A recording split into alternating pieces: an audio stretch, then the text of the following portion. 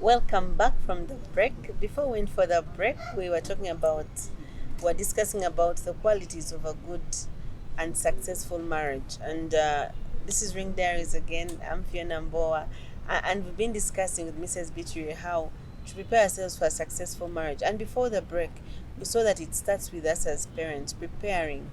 Emulate for your child. What you want your child's marriage to be is what you should be, because they're our photocopies. They're seeing what we do, and most likely that is what we are going to see in their marriages. So apart from commitment, we talked about commitment. Apart from commitment, what are the other qualities of a good marriage or a successful marriage?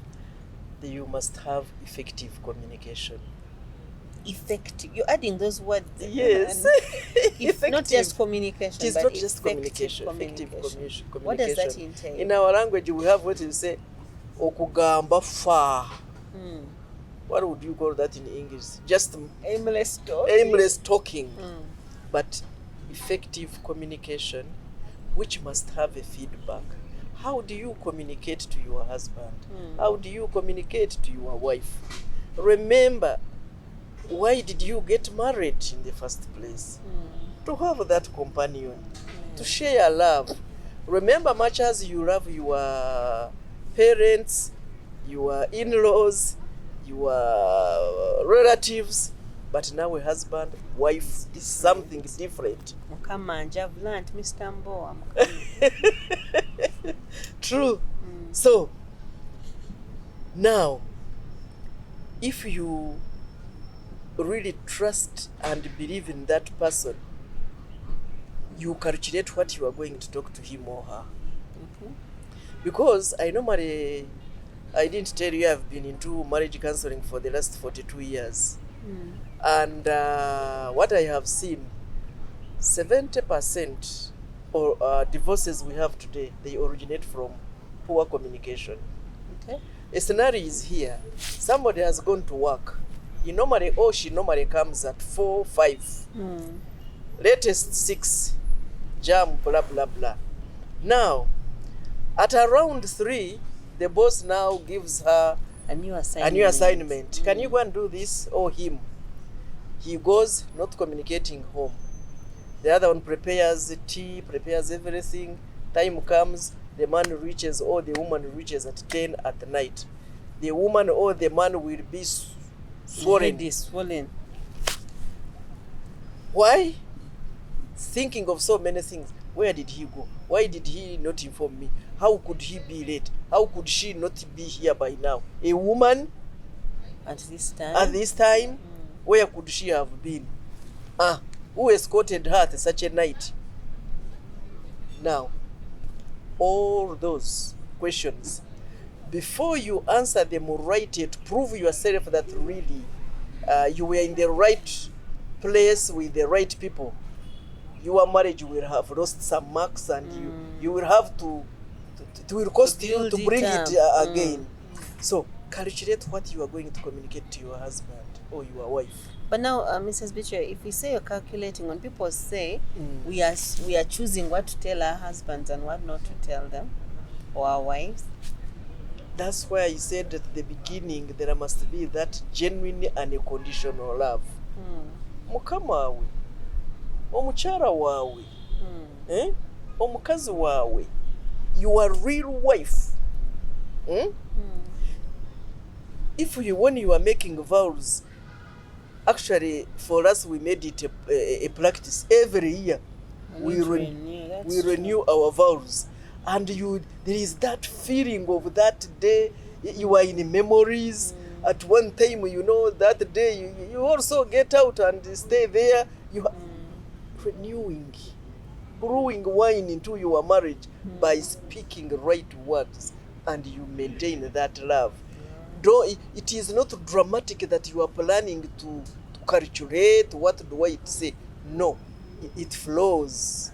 Because there is an unconditional love. Because you feel if he has done a mistake, really? Did he intend to hurt me? No. If he intended, maybe there was a cause somewhere. Before you go off in flames. So, that one, effective communication. And when you reach home, Banange, what does it cost? Hello, my dear. I've been given a new assignment at this time. Now I'm going to Entebbe. This is somebody in Kampala. So in case I come late, actually that's where I will be. And sometimes you have you worry about the person actually, what you're talking about. Yes. Someone comes at 5, now it's 10, you're starting to worry, is he okay? Did exactly. something bad happen to him? Yes. So when there is that love, even when you are speaking actually, somebody can see it in your face. It's genuine. That it is genuine or that you are just concocting. So when there is that, what I told you, that woman of Proverbs 13, genuinely feeling I have gone to build my family in whatever circumstance. Like I told my husband, me, I will never go back not home. Going back, I have come. I have come. So accept me as you decided. And I'm so near, I will never go there when it is not official or when there is a cause. Yes. Yeah. But because it is near, I have just passed. I'm going to the shops. I branch off and first take tea. And the people always wonder and say, go, you know, Mutima. I don't. And if anything, sometimes when I pass by and take like 3-4 days without coming to say hi to mom, instead she comes. It's like, oh, my daughter Bananga, I heard you came. Yeah, I said, but mommy, I got married. And then she says, because I told you. I said, yeah, it is you who told me. And it has kept me moving. Communication, effective communication, where you communicate and you get a feedback. You have informed her, and when you come back, she's okay, yes. She's prepared for you. That is a feedback. And she's okay then with it. Even if you are telling lies, by the way. It's okay, you've communicated. You have communicated effectively. And there is that feedback. Okay, we shall be waiting for you. We shall be praying for you. Let me tell you, viewers, especially women seeing us here, Banange, men love prayer much as they don't practice it. So a prayerful woman is automatically loved. They love prayer. They feel secure. Because you're praying for them. Because you are praying for them. You will even find a man saying, better go and pray with your mom. You know? That is enough to show that he values. When he doesn't pray at all. Yes. But he will be calling the wife, I'm going for something. Pray for me. Exactly. Aren't you praying for yourself? Yes. So that prayer, I still insist, being a prayerful woman is very, very vital. Very, very vital. I've seen it work, and you overcome many challenges. And once you insist in prayer, even there is a way God, the Holy Spirit visits you in sort of visions to direct you. You are praying for, like when you told me it was late, I was like, God, will I make it? Then I said, suppose she could not be having someone. How will she make it? You know, there is that passion. Then I went into prayer. I said, God, I had planned to go and visit my doctor, but amongst all, it's you who owns my health. Now the vehicle goes bad. I said, God, what is the devil trying to do? What are you saying? I said, no, I must go. I will go in whatever situation. Amen. Then I went. Then it started threatening to rain. I was like, I sent you a message. I was like, my God, what are you telling? Are you telling me not to go? Not to go? What is it? Then many who were so badly off, they kept on saying, please excuse us, let us first work on this, please. I said, it's okay. So I had totally agreed and accepted that I should come back on Thursday for the same, and I come here. All of a sudden, doctor comes and says, we have halted you for long, let me take you in the other room. Worked on me. By the time I got out, rain had gone. And I came. Prayer breaks the yoke. Amen. And every woman outside there, as you pray, whatever you will instill in your children through prayer, it will never come out of their minds. Even when they are doing wrong, they will voice. That in the background. There's some voice that comes like exactly. You will hear that voice. Go back. There is one of my children who told me that whenever she would be at university and the friends call to go and they have a bite out, the voice would come and say, "Mommy will see you there." Yes. Someone will tell mom about it. When it is even okay to go and have fun with the people. But because she knows those people might be not the right people, or maybe they are going to have it in a wrong place, not a good place. So you hear that. The Bible tells us, teach good ways to your children, so that when they grow old, they will not depart from it. So prayer. Then that one. Effective communication. Commitment. Now we are going to trust. Okay. The first 5 years in marriage, very, very, very serious. Gentlemen and ladies, that is the time for learning your husband, your wife, weaknesses, strengths,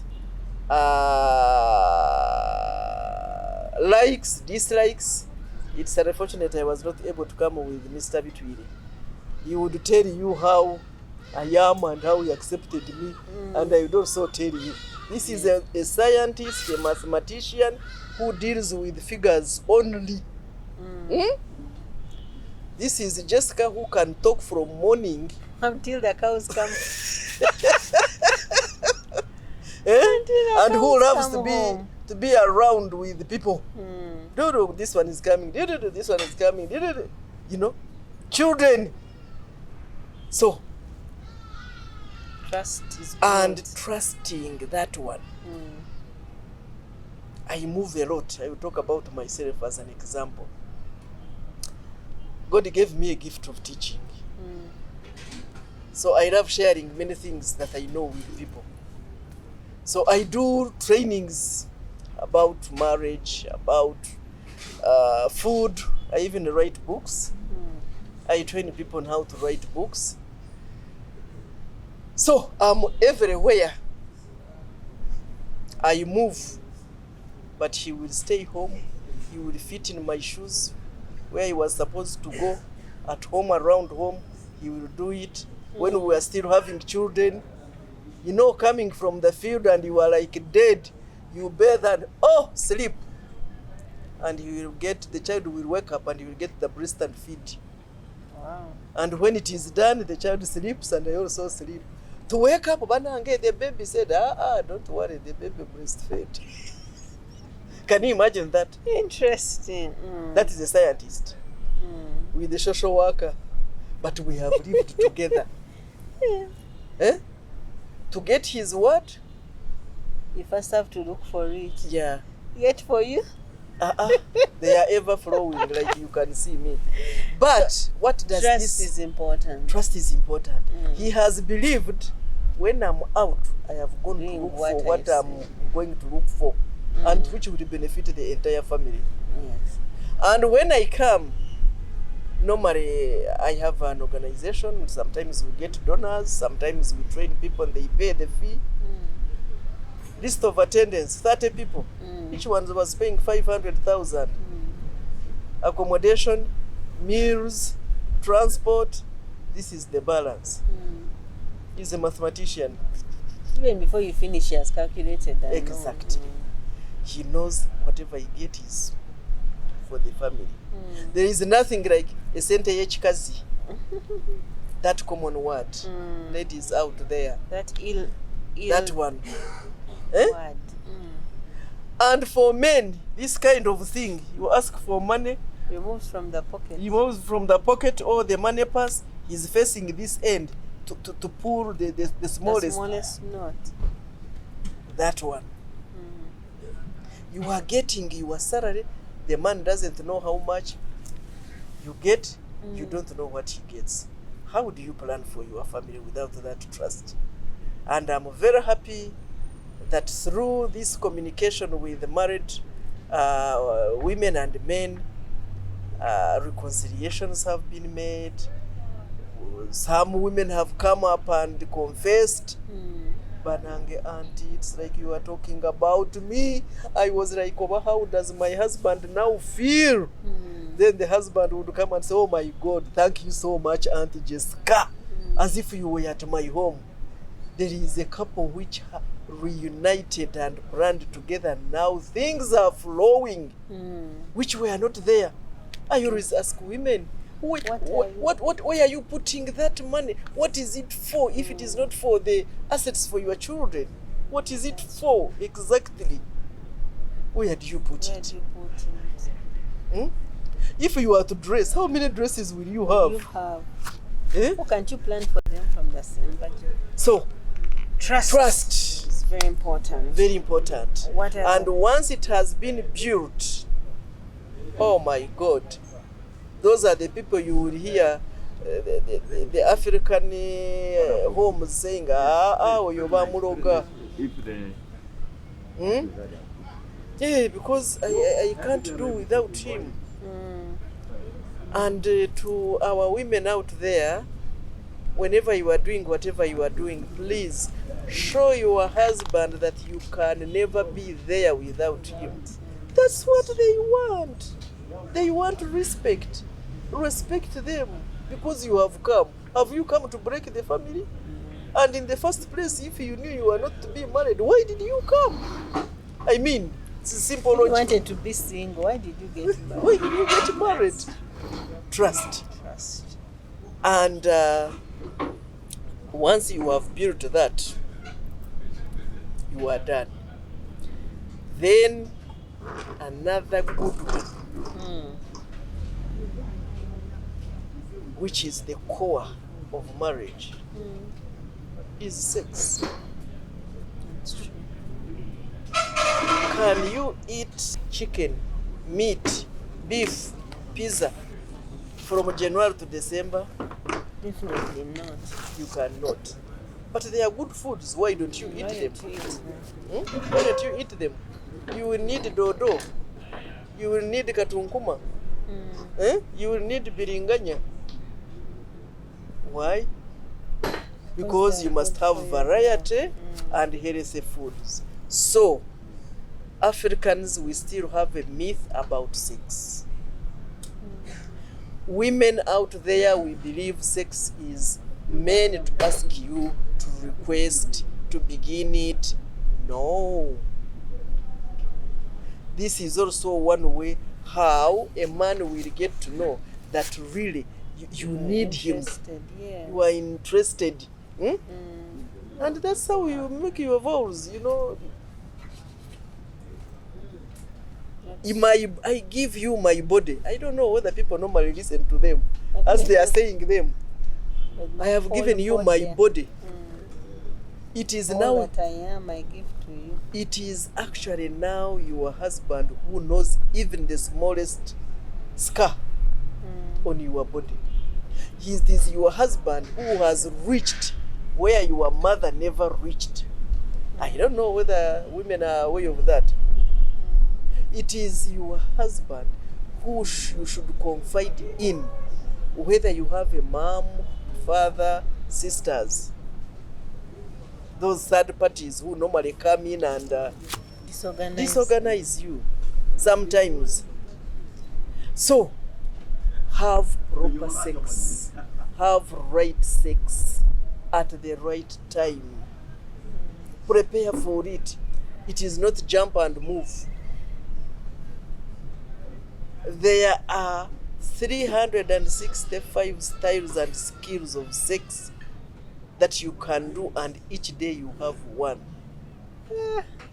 Hey. We should have a full discussion on that topic another time. But so to break them down for people to understand. Yes. But for the sake of this discussion, and for my viewers, I'm trying to understand. So at what point do you feel, should you know that my marriage is successful? Good. Because many people you find, you're at 50 years and people are separating. So I realize it's not about how long you've been married. But at what point do you feel that your marriage should be successful? Oh. You know, when something is successful, It has results. It has indicators. Like if I have a daughter like you, you are now married, let's say 10, 12, 15, 5, you are following me. That is an indicator that marriage was successful. And I'm happy, not just and you are happy. And that's why I'm saying you are following. And people talk. That one teaches naye baba, look at their daughters, they are their sons, they talk. So you hear that, and that's how you can gauge your success. We know we have some couples who are married, they are rich, they have everything, but the other one is in the other room, another one is in the other room. Of recent, it has been a burden. Whenever I'm praying, it comes in to pray for families of couples under one roof but not in the same room. And some in the same room but not in the same bed. And some on the same bed but not having sex. That's why I said it is core. Even if a man is 100 years, a woman is 100 years, as long as you are still together, sex is mandatory. It is what brought you from your father and mother. Is true. It is what you didn't have, the only thing. The only thing, and I keep telling people, it's the only thing you came to do. So when I got married and I came now to 20, 30 years, I realized why my mom was calling the husband Mukamanji. Hey, there is what he was giving her that no one else could. And what brought her, she was getting it. Yes. So when you see indicators, fruits, like I would give myself as an example. I think I count myself blessed because I have seen people say, if it was not you, I was losing my marriage. Then parents, if it was not you, my daughter, my son had lost marriage. To the extent where I'm born in Rugunjiri, some people before their children get married, they send them to my home to be there for at least a week. So that is an indicator that there is some value. There's some value people they are seeing in me. Yes. One, to emulate. Two, to share. So I'm like, hey, even when I was only 20 years, I was counting myself blessed. And it is on record. All girls I was a matron of when I was still young, they are all comfortable in their marriage, meeting normal conflicts as usual, and like overcoming them like any marriage. So they are indicators, not a number of years. Because some people, as we said, you can be 44 when you are not there. They're just counting years. So, and when those indicators come in, you don't see them yourself. People outside come in. That's true. And when you come to when I tell you about, our Fandi Muchunguzi, I am proud of them. I don't know whether you have hosted them. Yes, I am. Can you imagine a couple sitting together, training others? I just feel proud. Yes, it's you get it? How many have you seen, for example, like them? So that is an indicator. You just feel proud, and I feel, I'm successful because I'm seeing people I have mentored coming up. And there are many. If I am to make a list, there are many. And I feel comfortable. There are some families which call me doctor. They gave me that name, doctor of families. Counseling them. I used to have groups. Like you are 10 couples at one time, you meet somewhere, retreat, sleep there for a night, another day you go. We had families from Kabale, Mbarara, Ntungamo, and us were in Rukunjiri. So we would at one time meet in Ntungamo, at one time meet in Mbarara, at one time meet in Kabale, share and we were free. We said whoever makes a mistake or when there is a grievance, bring it here. Yes. And those families, we are all successful and our children are doing well. Doing well because of the parenting. So that is how you can count yourself successful. And of course, even the years are there. Yes. If you can manage to hide and keep there for 40 years, then you have done well. Then you have done wonders. Yes. As we come to a conclusion of this, Mrs. Vitri, what would be your parting shot to our viewers about this thing about successful marriages? Because some people don't believe that you can actually be successful in marriage anymore because of the generation that we are in.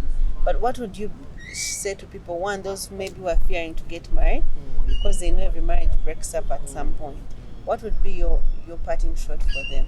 And for those who are married and are just hanging there by a thread, what do you have to share with them? Yeah, dear viewers, as we come to our end, I just call for everyone, to the unmarried, just be bold and know marriage is a gift from God, and He can always bless you if you draw closer to Him in prayer.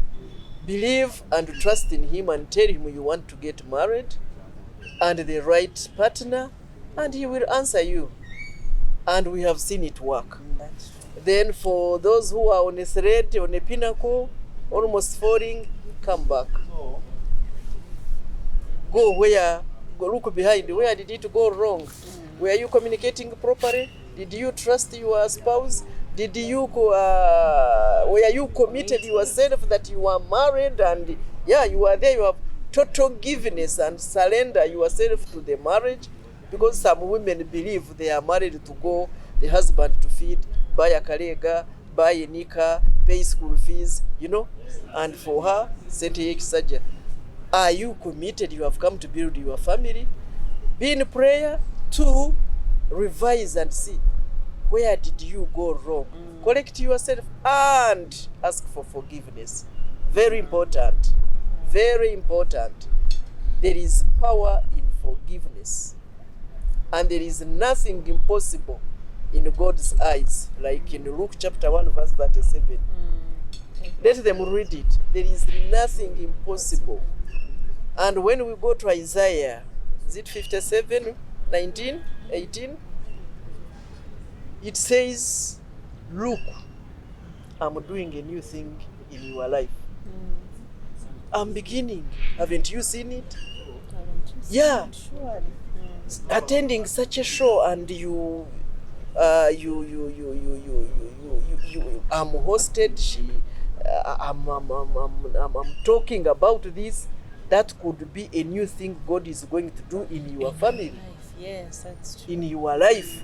So listen to what we have said. Try to practice one at a time. It will eventually become a practice, and things will be normal. And you will say, hey, you mean this is something that was going to destroy my marriage? So it is possible.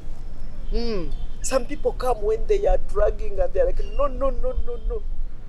Then when you sit them and say, look at this, if you had done this, this is what was breaking me. And people come back, reconcile, ask for forgiveness. That is important. And to the men out there, men don't say sorry. Few men say sorry. That word is so short, but it carries a lot of weight. Banange, you harm a woman if you say sorry. They are very good at doing it at the beginning.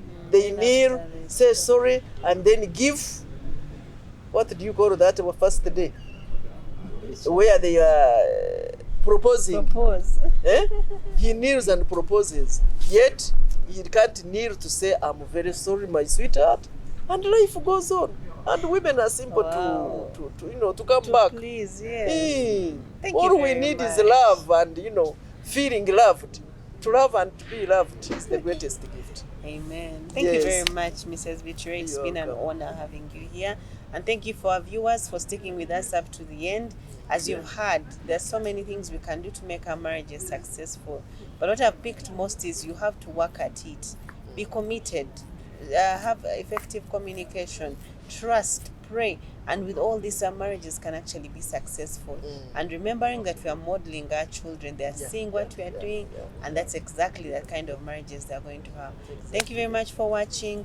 I'm Fiona Mbowa here at Church of Uganda Family TV with Ring Diaries.